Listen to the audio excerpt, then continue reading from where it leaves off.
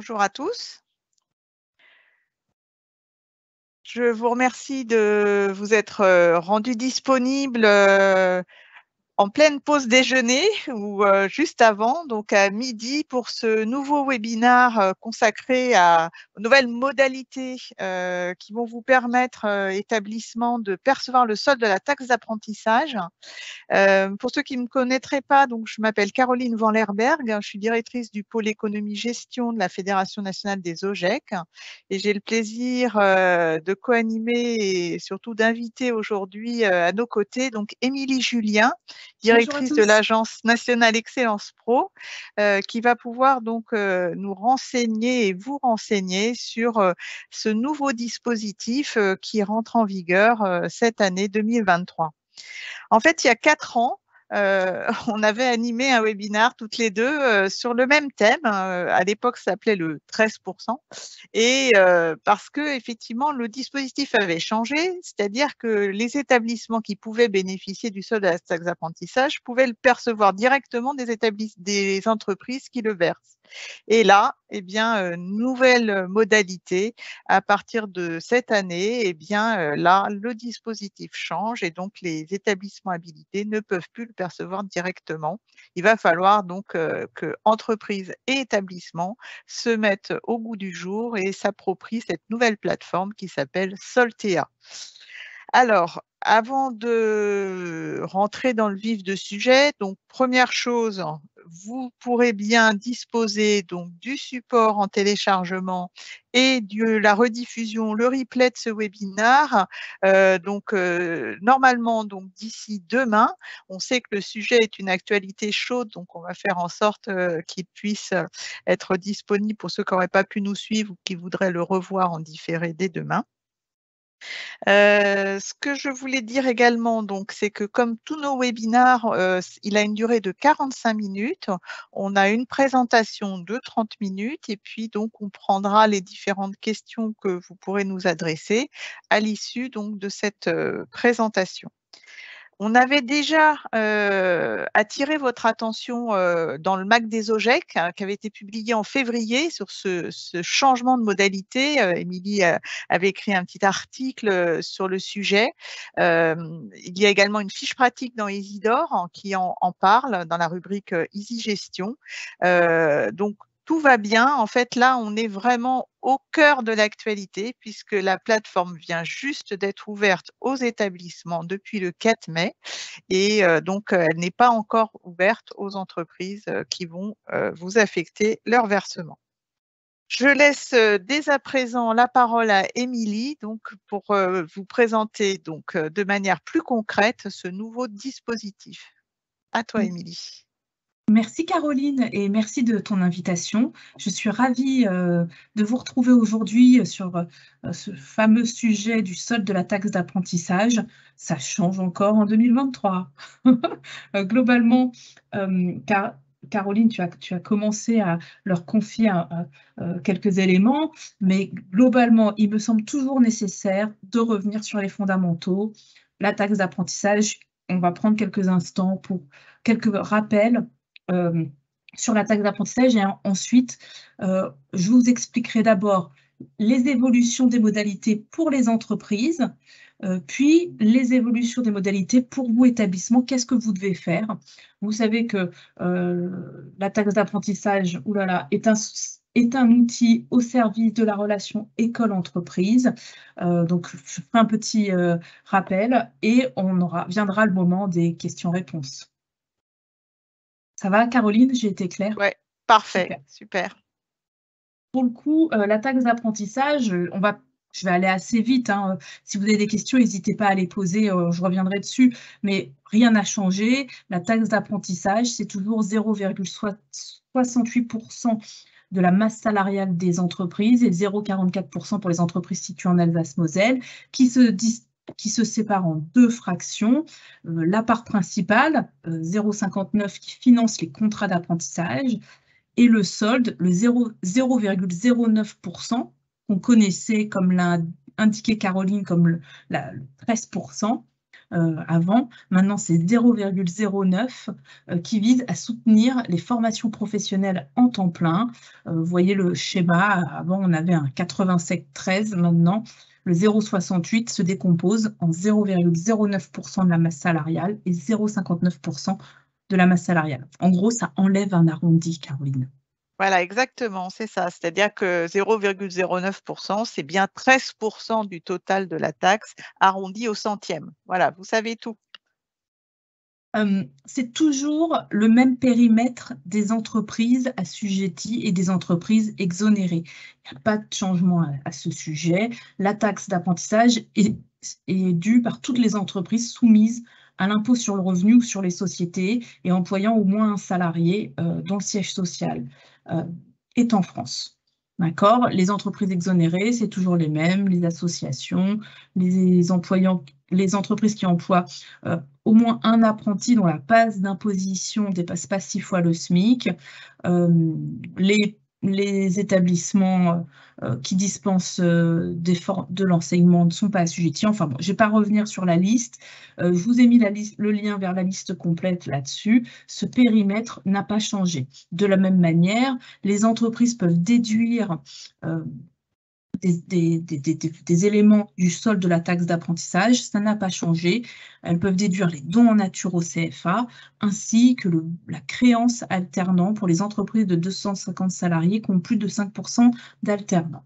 On ne détaille pas ces éléments, normalement vous le savez, on est toujours dans le même périmètre. De la même manière, c'est toujours les mêmes établissements qui sont habilités à collecter, à percevoir le solde de la taxe d'apprentissage. Les lycées pro et technologiques publics et privés à but non lucratif, les écoles de production, les écoles de la deuxième chance, ceci n'a pas changé. Mais du coup, Émilie, donc on a l'impression que tout ça est absolument identique et donc là, on voit que les établissements bénéficiaires sont toujours les mêmes. Les formations en fait qui peuvent donc bénéficier de ce solde de la taxe d'apprentissage, c'est les mêmes également. En fait, rien n'a changé.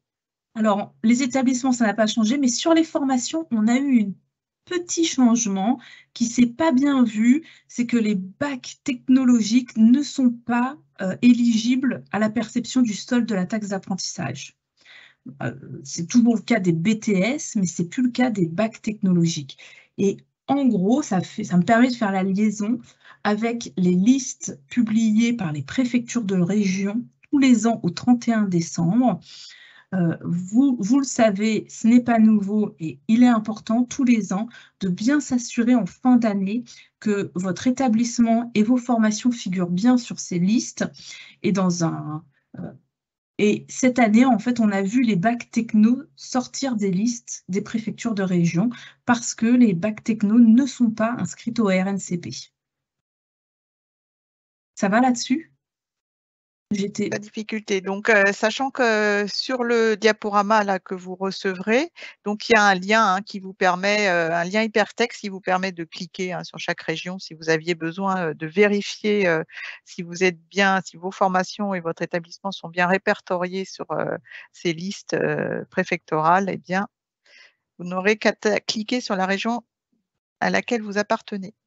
Et si jamais vous n'y figurez pas, je vous invite à vous rapprocher de vos instances, votre CAEC, votre CREC, pour leur indiquer qu'il y a des formations ou que vous n'y êtes pas, pour qu'ils puissent faire des démarches auprès du rectorat pour que vous puissiez réintégrer ces listes.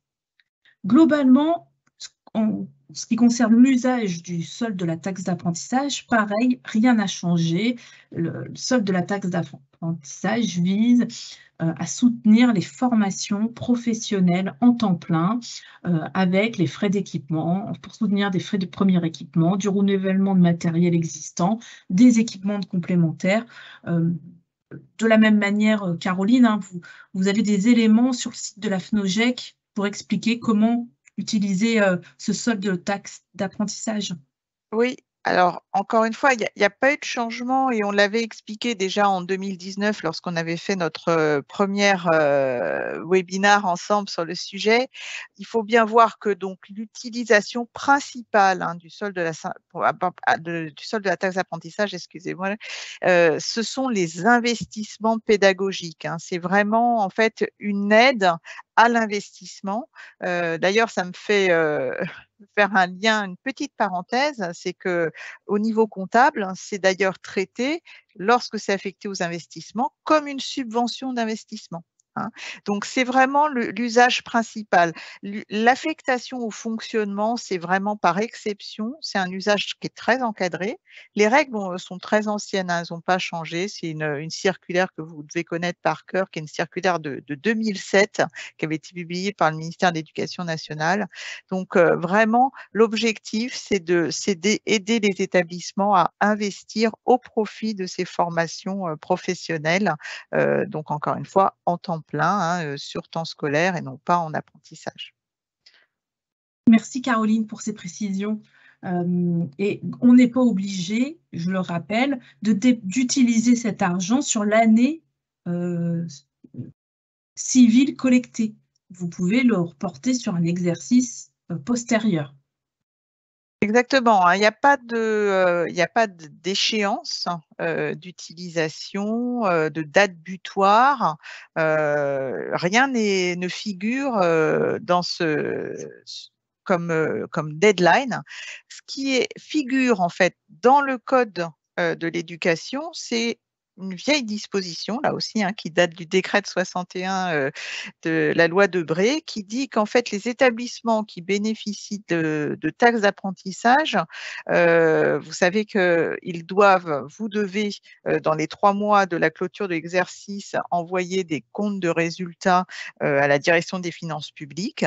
Et vous devez, en fait, normalement, ils disent joindre dans une rubrique spéciale le détail d'emploi de la taxe d'apprentissage. Alors, sachant que bien évidemment, ça interpelle puisque, comme je viens de le dire, la taxe d'apprentissage, la partie qui sera en résultat, c'est uniquement celle qui serait affectée au fonctionnement. Il n'est rien dit sur la partie qui concerne les investissements. Donc voilà, et par ailleurs, encore une fois, comptablement, si c'est une taxe d'apprentissage affectée aux investissements, elle est donc en subvention d'équipement, elle va être, je dirais, amortie au même rythme que les amortissements financés. Et si elle est en fonctionnement et que vous ne l'ayez pas utilisée immédiatement, vous pourrez, le cas échéant, utiliser les fonds dédiés. Voilà. Donc, en tout cas, si il n'y a pas cette date butoir du 31 décembre, comme peut-être certains le pensaient. Émilie, je Merci. te rends la parole. J'ai reçu des sollicitations pour recevoir à nouveau le lien. Certaines personnes ont des difficultés a priori à se connecter. Au pire, ils auront le replay. En tout cas, j'ai essayé de leur renvoyer pendant que tu présentais ces éléments qui me paraissent indispensables à répéter parce que c'est des questions qui me sont encore posées et donc le personnel change et donc on n'a jamais fini de revenir sur ces éléments pour les repartager. Dans tous les cas, on a aussi un cadre légal avec des références que je vous ai remis ici. Bon, l'objectif n'est pas forcément d'y aller, mais c'est de vous dire que tout ça s'appuie sur un cadre légal sur lequel on peut s'appuyer si on vous pose des questions, si les entreprises ont des questions. On va rentrer quand même dans le cœur du sujet maintenant, qui est les modifications en 2023. Et d'abord, vu du côté entreprise. Tu voulais rajouter quelque chose? Oui, c'est vrai que ça me surprend un petit peu parce que là, on a un public d'établissement habilité à percevoir le solde de la taxe d'apprentissage. En fait, pourquoi tu fais un détour par ce qui concerne les entreprises? J'imagine qu'elles savent ce qu'elles ont à faire. Je te remercie de ta question et elle est tout à fait pertinente. Et je m'étais posé la question de si est-ce que je commençais par les établissements ou par les entreprises. Et en fait, il m'a apparu important de vous dire que déjà, notre premier rôle, c'est d'être capable de renseigner nos partenaires entreprises. Et donc, d'une part, que vous puissiez être informés de ce qui change pour les entreprises, puisque les entreprises qui versent sont vos partenaires et qu'il faut que vous soyez susceptibles de leur expliquer ce qui va changer en 2023 pour elles dans le versement et l'affectation du solde de la taxe d'apprentissage. Donc, potentiellement, c'est des éléments que vous serez amenés certainement à réindiquer à vos entreprises partenaires. Ça va? J'ai été claire? Oui, oui, Ah, oui, tout à super. fait. C'est-à-dire que ce qu'il faut savoir, c'est que voilà, c'est nouveau pour tout le monde, hein. C'est nouveau pour vous, mais c'est aussi nouveau pour les entreprises qui sont susceptibles de vous verser des fonds. Donc voilà, il faut que chacun s'approprie rapidement les nouvelles règles. Et encore une fois, comme la plateforme, si vous voulez, elle est ouverte pour l'établissement juste depuis jeudi dernier, et que pour les entreprises, elle ne l'est pas encore puisque ça sera le 25 mai. C'est vrai que là, il peut y avoir encore un peu de flottement sur la compréhension du nouveau dispositif. Merci en tout cas, Caroline. Et globalement, pour les entreprises, elles ont déjà vu une évolution en 2022 parce que la part principale, le 0,59%, elles le versent depuis depuis février 2022 à l'URSSAF tous les mois dans le cadre de leur déclaration DSN, une déclaration sociale nominative à l'URSSAF ou à la MSA. J'ai bien pensé au secteur agricole. Et globalement, cette année, ça va être également le tour du solde de la taxe d'apprentissage. L'URSSAF va le collecter tous les ans dans le cadre de la déclaration sociale nominative d'avril. Entre le 5 et le 15 mai, les entreprises vont devoir verser à l'URSSAF le solde de leur taxe d'apprentissage calculé sur leur masse salariale de l'année N-1, donc là en l'occurrence 2022. Donc soit à l'URSSAF, soit à la MSA. Il ne faut pas oublier effectivement le secteur agricole. Et les entreprises n'affecteront leur versement aux établissements de leur choix que dans un deuxième temps via la fameuse plateforme Soltea. D'accord? Alors concrètement, je vous ai mis là le schéma de l'URSSAF où on voit bien que c'est dans le cadre de la DSN d'avril qui est versée entre le 5 et le 15 mai que les entreprises vont verser à l'URSSAF le solde de la taxe d'apprentissage en 2023 sur leur masse salariale 2022. D'accord? Et dans un deuxième temps seulement, les entreprises devront se rendre sur la plateforme Soltea pour affecter aux établissements de leur choix leur versement. Alors, pour accéder à cette plateforme Soltea, les entreprises devront passer par Net Entreprise et utiliser leur compte Net Entreprise pour accéder à Soltea. En gros, a priori, je n'ai pas encore vraiment bien eu de retour utilisateur entreprise puisque ce n'est pas encore ouvert aux entreprises, mais elles vont utiliser en gros leur SIRET et leur code d'accès Net Entreprise pour se connecter à Soltea. Concrètement, la plateforme, donc ça se présentera ainsi, et la plateforme Soltea ouvrira aux entreprises le 25 mai. D'accord? Aujourd'hui, ce n'est pas ouvert encore aux entreprises. Et sur la plateforme Soltea, il y a des tutoriels pour les entreprises, pour les aider à procéder à leur démarche de création, d'accès au compte Soltea et d'affectation. Et il y a même également des plaquettes qui peuvent être utilisées pour communiquer auprès des entreprises. En outre, une assistance téléphonique est prévue que je vous ai mis là et que je vous remettrai côté établissement. Le calendrier, je vous l'indiquais, les entreprises vont verser à l'URSSAF entre le 5 et le 15 mai le solde de leur taxe d'apprentissage calculé sur la masse salariale 2022. Et à partir du 25 mai, elles pourront affecter leur versement aux établissements de leur choix. Elles auront jusqu'à mi-septembre jusqu'à début septembre, pardon, pour réaliser leur affectation sur la plateforme Soltea. Je n'ai pas la date précise, en tout cas, elle n'est pas communiquée de fermeture de la plateforme Soltea. Donc, laissons-nous un peu de flexibilité. Ils veulent peut-être adapter leur calendrier aux problématiques qu'on rencontrera dans cette nouvelle collecte. Et sur Soltea, les entreprises auront accès à un moteur de recherche avec toutes les informations qui figurent dans les listes préfectorales d'habilitation dont je vous parlais tantôt. Et globalement, elles peuvent retrouver donc un établissement en fonction de son nom, de son SIRET, de son UAI, mais également via les formations qu'il dispense. Ça va pour les entreprises, Caroline?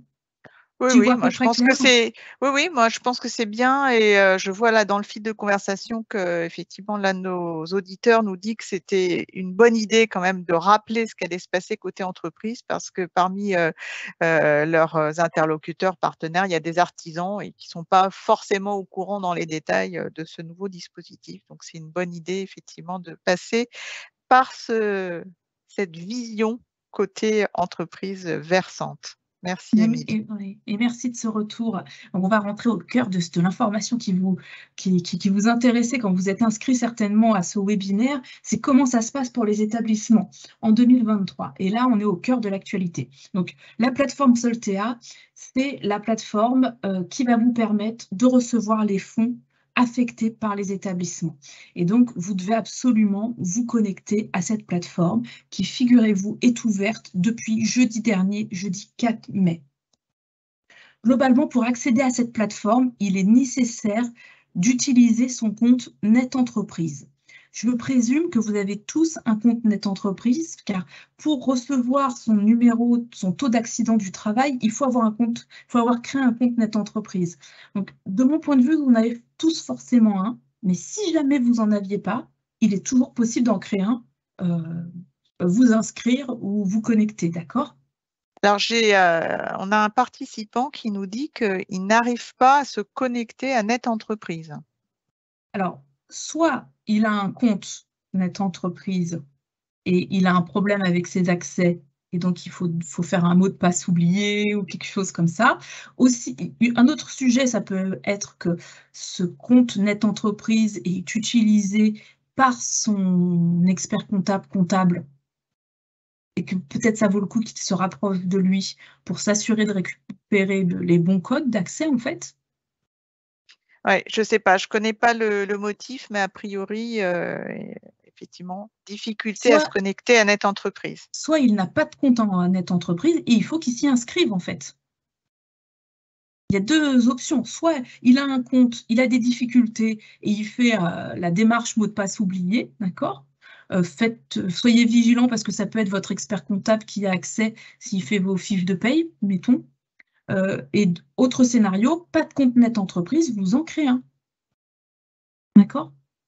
OK. Ensuite, une fois qu'on a créé on va sur Net Entreprise, qu'on y a accédé, je vous invite à aller dans votre espace entreprise. Grâce à un établissement qui m'a aidé, que je remercie vivement s'il m'écoute encore, qui m'a fait les captures d'écran. Donc, vous allez dans votre espace entreprise et vous cliquez sur Gestion. Ensuite, sur Gestion, vous devez cliquer sur Gérer les déclarations, ici qui se déroule, que vous voyez bien là.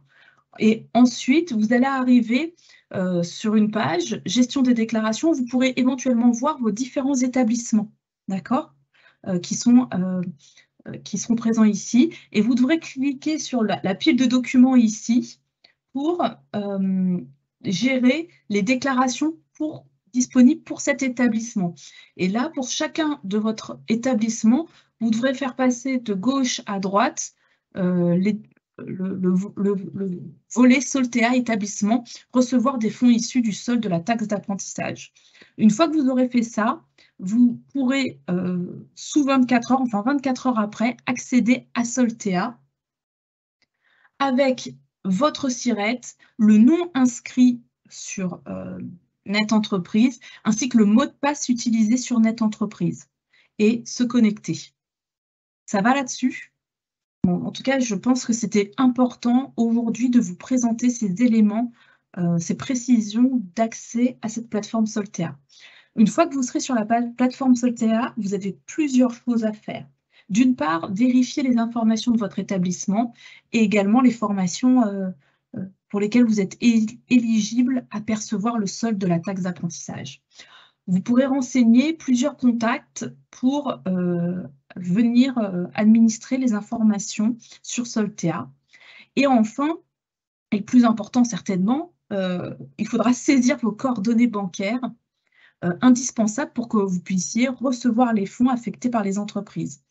Pour ce faire, tu l'as évoqué il y a quelques minutes, Caroline, la Caisse des dépôts et des consignations vous a envoyé un courrier le 28 avril que vous devriez avoir reçu dans vos établissements. On y revient dans quelques minutes.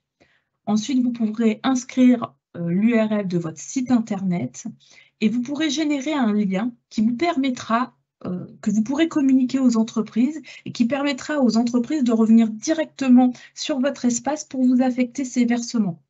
Donc, toutes ces actions sont essentielles pour la suite. Alors, pour vous guider sur la plateforme, vous avez des tutoriels et vous avez également une assistance téléphonique. Bon, c'est pas sûr que j'ai un retour de ce matin d'un établissement qui essaie de les joindre sans succès. Bon, ils doivent être très sollicités, mais il n'y a pas de raison que ça ne fonctionne pas et que la situation se mette pas progressivement va se mettre progressivement en place, sans aucun doute. Alors, concernant votre RIB, le sujet essentiel, le deuxième sujet essentiel aujourd'hui, pour configurer votre RIB, il est nécessaire que vous utilisiez un code d'accès qui vous a été envoyé par courrier. Alors, la question classique, dire, mais si je n'ai pas reçu le courrier, déjà, assurez-vous que le courrier n'est pas arrivé dans votre établissement. Normalement, il est parti le 28 avril.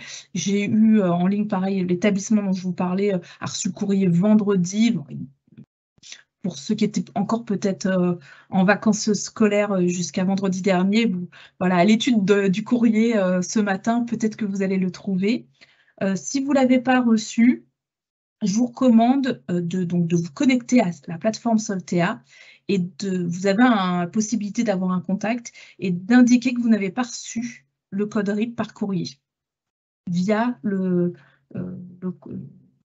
la possibilité de demander une modification sur la plateforme. D'accord? Et je vous recommande également de passer un coup de fil au fameux numéro que je vous ai indiqué.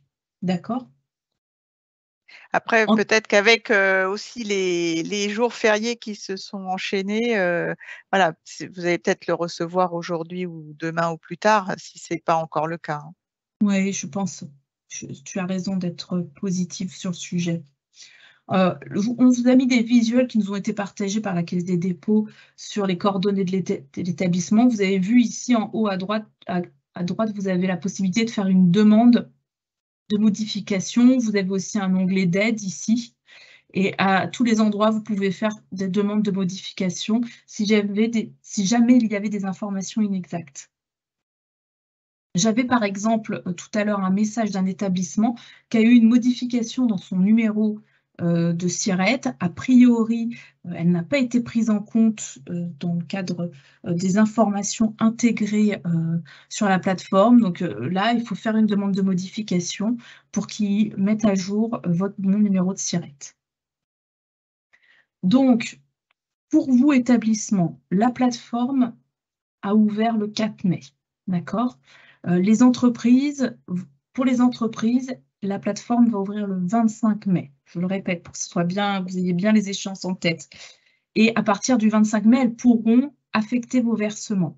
Vous allez pouvoir recevoir un premier versement, a priori à mi-juillet, des versements affectés par les entreprises.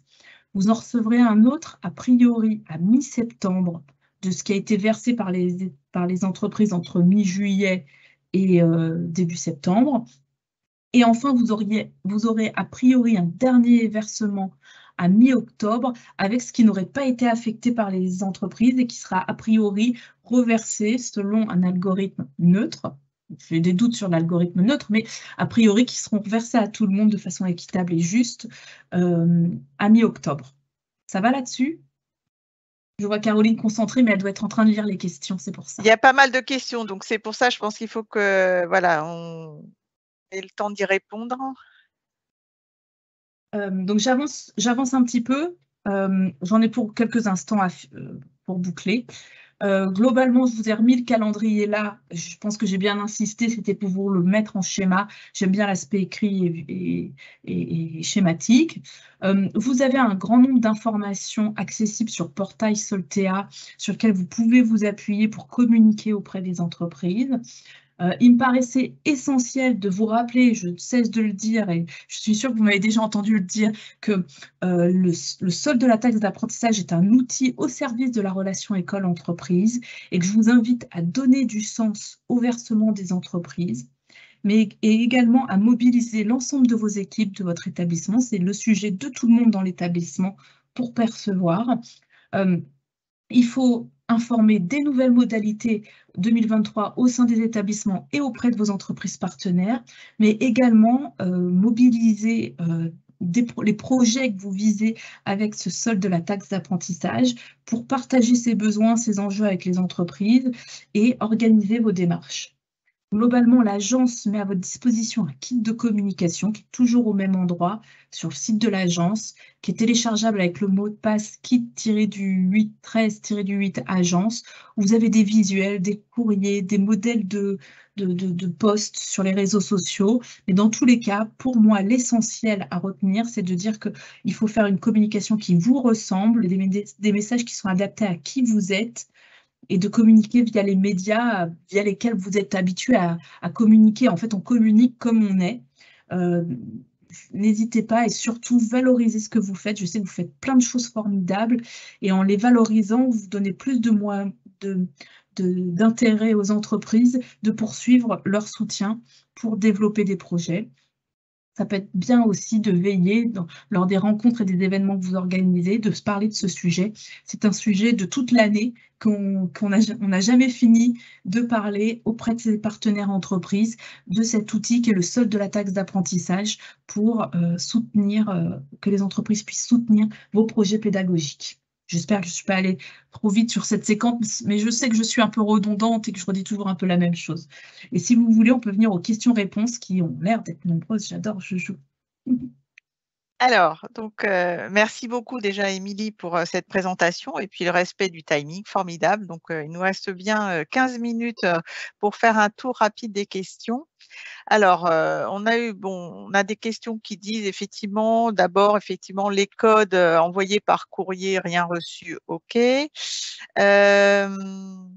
qu'on a? Alors, il y avait, a priori, la plateforme ne fonctionne pas encore. Alors, j'imagine que c'est la plateforme Soltea, mais Alors, il y a un établissement qui a l'air d'avoir réussi à s'y connecter. Donc, ouais, alors peut-être j'arrête le partage d'écran, non, qu'on soit en plein oui, écran, non? oui, pas de Ça, souci. voilà, pas fait. Alors, si la Peut-être, plateforme, je l'ai pu le oui, voir, elle fonctionne concrètement. Donc, globalement, ce que j'ai pu voir avec un autre établissement qui m'a aidé à faire la première expérimentation, que je remercie encore une fois, c'est que ça ne fonctionnait pas parce qu'ils n'avaient pas fait les démarches sur Net Entreprise. Donc, avez-vous bien fait vos démarches sur Net Entreprise pour vous assurer que vous étiez bien éligible au solde de la taxe d'apprentissage, comme on l'a montré sur le tutoriel, sur les différents écrans. Ça, c'est un premier élément. Deuxième élément, si vous avez peut-être des problématiques informatique, de vous solliciter votre informaticien, voir si la protection informatique n'a pas bloqué l'accès à Soltea. C'est l'autre sujet.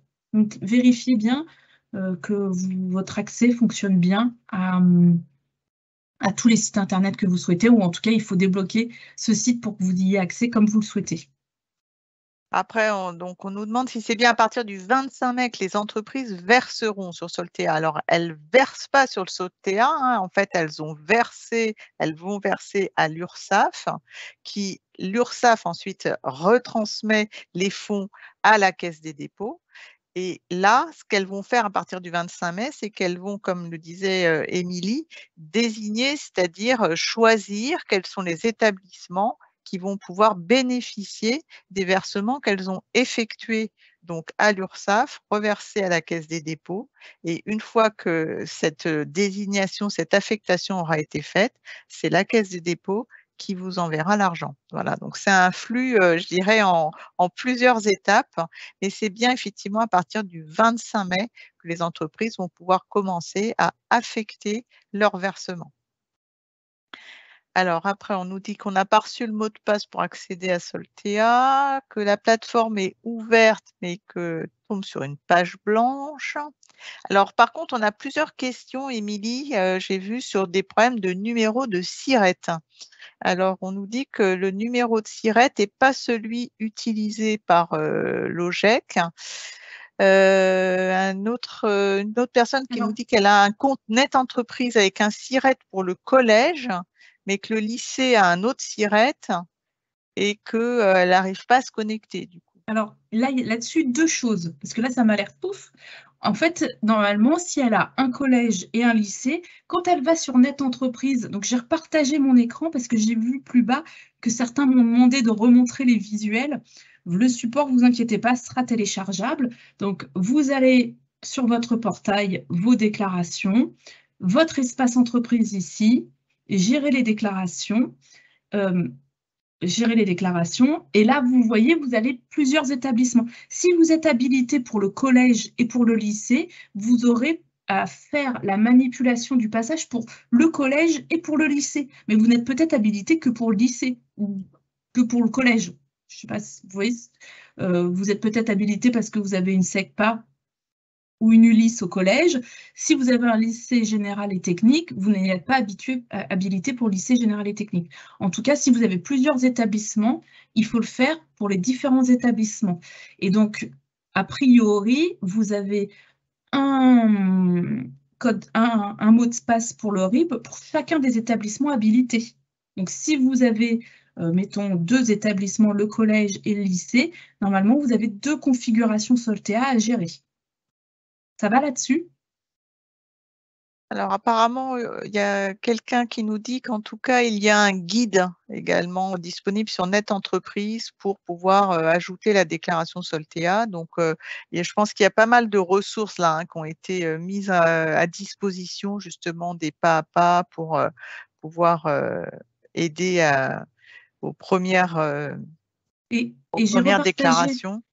J'ai repartagé le support pour remontrer que s'il y a des problèmes sur le SIRET, vous vous connectez à Soltea et vous pouvez faire une demande de modification ici. D'accord? Sur l'onglet, il faut passer par là pour faire ces demandes de modification. D'accord? Un autre participant nous dit voilà, qu'il y a un tutoriel sur Soltea qui est très bien fait pour paramétrer son compte Soltea et Net Entreprise. Donc, voilà, il y a beaucoup de ressources. Alors, on a une question, c'est comment ça se passe lorsque nous avons deux UAI? En fait, ce qui dit deux UAI dit deux établissements. Donc, ça veut dire que sur Net Entreprise, vous avez deux établissements à gérer. Deux UAI, deux établissements. Donc, pour chacun des établissements, il faut bien s'assurer que vous êtes habilité à la plateforme Soltea et se connecter avec vos codes d'accès. Soit vous avez deux comptes Net Entreprise, soit vous n'en avez qu'un. Si vous n'en avez qu'un, normalement, vous allez retrouver donc sur Soltea vos deux établissements habilités. Ça va là-dessus? Je vois que certains ont reçu le courrier, c'est quand même rassurant, ouf. Ça va? Apparemment, je regarde un petit peu. J'ai une question concernant le fléchage par filière. Va-t-il y avoir une contrainte derrière ce fléchage? Si par exemple les entreprises flèchent une filière en particulier et pas les autres, que se passe-t-il? Je pense que vous avez la réponse. Globalement, les entreprises peuvent choisir de soutenir la filière, la formation qu'ils souhaitent.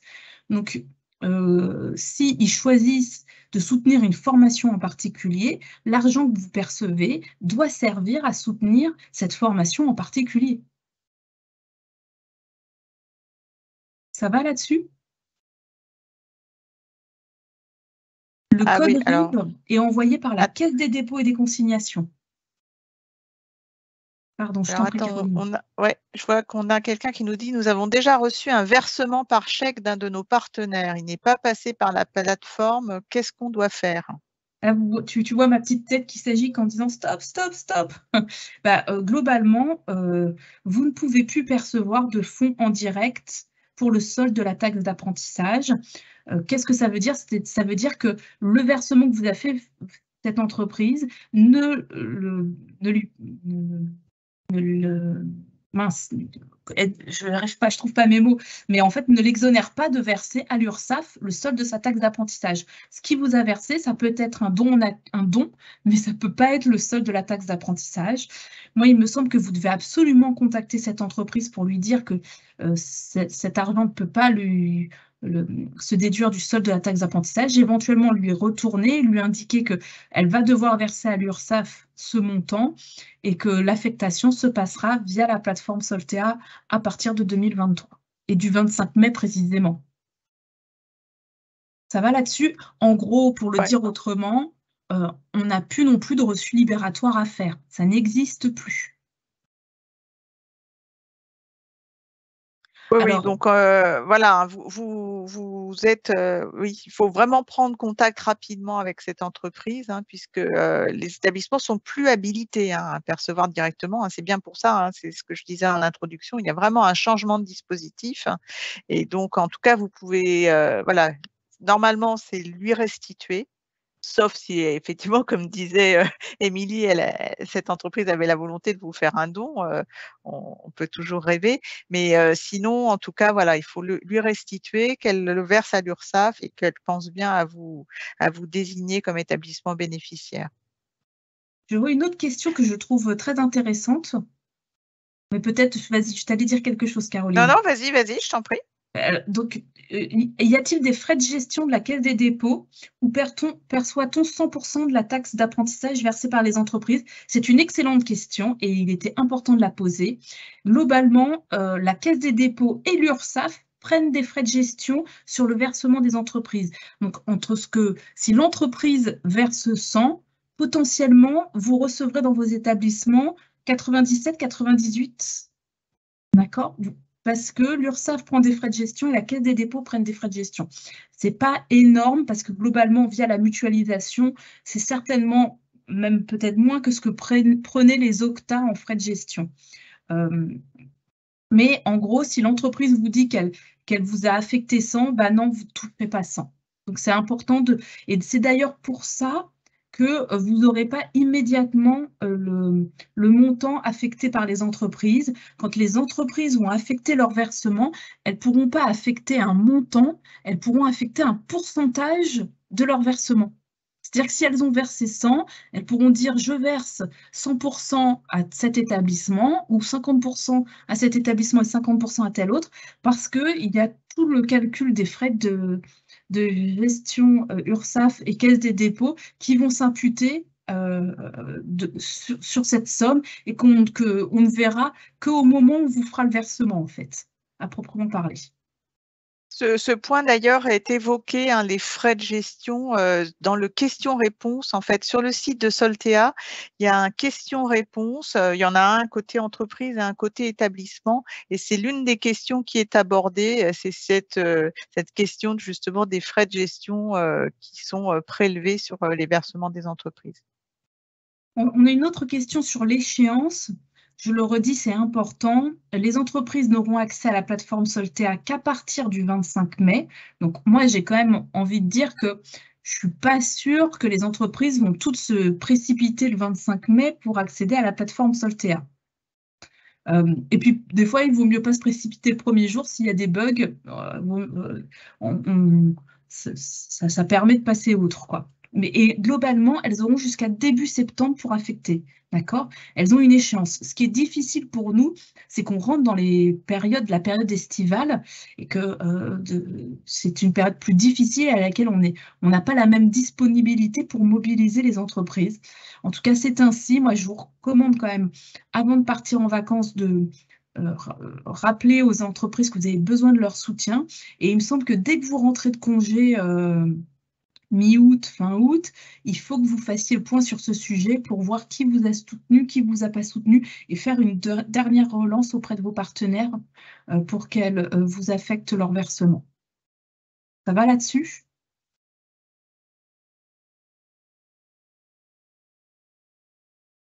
Alors, je vois que comment fait-on lorsque dans l'établissement, la personne qui gère la taxe n'est pas la même personne que la personne qui a accès régulièrement à Net Entreprise. Globalement, une fois que vous avez fait votre première connexion à la plateforme Soltea, je vous l'ai indiqué, vous pouvez créer d'autres accès. Et donc là, vous pourrez créer des accès aux personnes qui géreront ce sujet. Et donc, plusieurs personnes pourront avoir accès à la plateforme Soltea et suivre le sujet. D'accord ? Et d'autres accès donc, seront créés pour ces personnes. Ce ne sera pas les mêmes accès que celles qui gèrent également Net Entreprise. Rassurez-vous. En tout cas, c'est comme ça qu'on nous l'a défendu, hein. Pour l'instant, j'ai peu de retours d'expérience, mais ça a l'air probant. On voit quelqu'un qui me dit on n'a pas sur Notre Entreprise l'onglet gestion. Là, vraiment, je vous invite à revenir sur le support. Vous verrez dans mes déclarations, vous avez votre espace gestion où vous retrouverez ces éléments. Ça va, Caroline? Tu vois d'autres choses qu'on n'aurait pas traitées? Je vois qu'il y a des échanges aussi entre participants, ça c'est très bien, parce que rien ne vaut effectivement l'échange d'expérience entre vous Ouais. pour pouvoir aussi utiliser les bons tuyaux des uns ou des autres. Alors, je vois quelqu'un qui nous dit une entreprise a fait une facture pour du matériel. Elle a marqué taxe d'apprentissage 2023. Elle note cette facture ne doit pas être payée. Un reçu libératoire doit nous être fourni. Est-ce bon? Non, non, non. Tu sens bien là. Vous n'émettez plus de reçu libératoire. Le versement du solde de la taxe d'apprentissage passe par l'URSSAF. Autre situation, c'est si vous êtes CFA. Les Voilà, CFA c'est ça, hein. peuvent percevoir des dons en nature. Et dans le cadre d'un don en nature, l'entreprise communique au CFA un document qui atteste de la valeur comptable du don. Donc, je ne sais pas, on vous donne une voiture, comptablement, elle valait 3 000 €. On vous dit, on vous donne une attestation qui dit qu'on vous a donné une voiture dont la valeur comptable était de 3 000 €. Et donc, à ce moment-là, on peut faire une attestation, pour un reçu libératoire pour dire qu'on a bien reçu un don d'une valeur de 3 000 €. Mais mis à part les dons en nature, plus de reçu libératoire. Et les dons en nature concernent les CFA, ne concernent pas les établissements qui dispensent des formations scolaires en temps plein.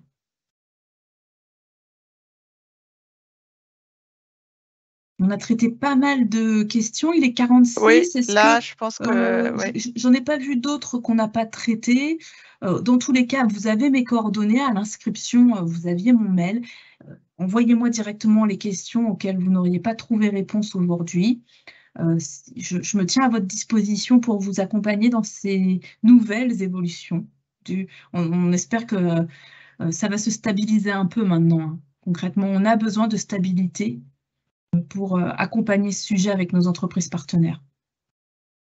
Voilà, et puis juste avant de terminer, parce que je sais que c'est un sujet que vous aimez beaucoup, je vous rappelle en fait que les modalités également comptables ont changé et changent à partir de l'exercice 2022-2023 pour comptabiliser notamment le solde de la taxe d'apprentissage, puisque effectivement il y a eu évolution du plan comptable général. Et donc là, vous avez une fiche pratique dans Isidore qui vous réexplique comment comptabiliser le solde de la taxe d'apprentissage, suivant qu'il est affecté au fonctionnement ou suivant qu'il est affecté aux investissements.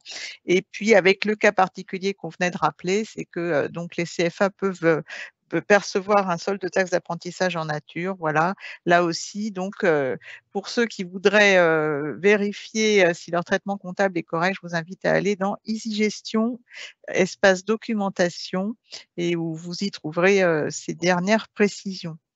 En tout cas, donc il est temps maintenant pour nous de vous remercier. Vous avez été nombreux à nous suivre et merci pour votre attention et toutes vos questions. Comme vous l'a dit Émilie, elle assurera autant que possible la réponse à toutes les questions que vous pouvez avoir, mais n'hésitez pas encore une fois à bien utiliser toutes les ressources disponibles à la fois côté Net Entreprise et côté Soltea pour vous aider dans vos premières démarches. En tout cas, bon courage à tous. Merci encore. Merci Émilie de t'être rendue Merci à vous. disponible pour l'ensemble des établissements de notre réseau et à très bientôt pour de nouvelles aventures. Au revoir et Au revoir. merci. Merci beaucoup. Merci, merci. Au revoir.